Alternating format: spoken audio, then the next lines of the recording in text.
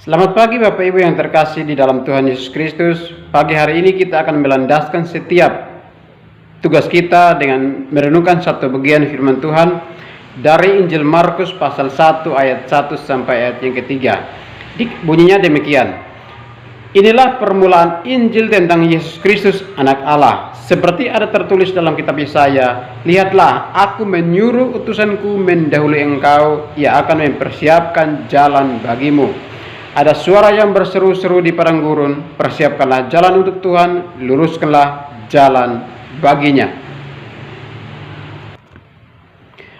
Ketika kita membaca kitab-kitab Injil, maka kita harus membaca kitab-kitab Injil itu di dalam terang perjanjian lama. Karena kitab-kitab Injil itu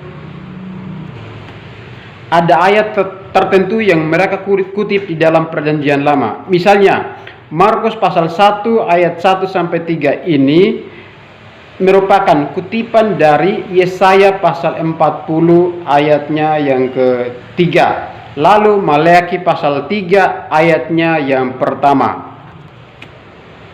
Markus memulai Injil Markus dengan mengatakan bahwa inilah permulaan Injil tentang Yesus Kristus anak Allah. Lalu di ayat yang kedua, dia langsung mengutip dari kitab Yesaya pasal 40 ayat yang ketiga. Nah, maksud daripada Markus ini adalah bahwa dia ingin memperlihatkan satu kontinuitas, satu kesatuan perjanjian lama dan perjanjian baru. Dan di dalam perjanjian baru, nubuat yang ada di dalam perjanjian lama itu digenapi di dalam Tuhan Yesus Kristus, yang adalah Mesias, anak Allah. Dia datang dengan tugas kemesiasannya sebagai juru selamat bagi setiap manusia yang percaya kepadanya.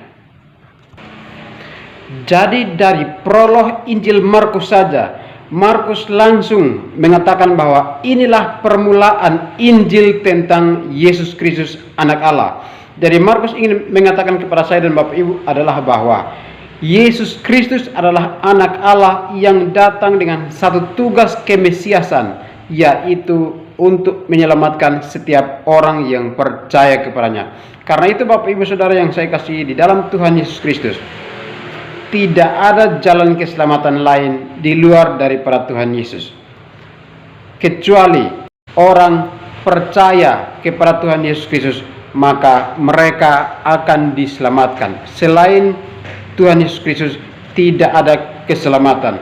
Sebagaimana kita melihat di Yohanes pasal 3 ayat yang ke-16 bahwa hanyalah anak tunggal Allah yang mempersembahkan hidupnya untuk menebus orang-orang yang percaya. Yesus Kristuslah yang dipersembahkan oleh Bapa, anaknya yang kekasih, anaknya yang satu-satunya. Bapaknya mempersembahkannya kepada setiap manusia yang percaya kepadanya supaya mereka diselamatkan. Setiap orang yang percaya kepada Tuhan Yesus Kristus, mereka dapat diselamatkan dan tidak binasa.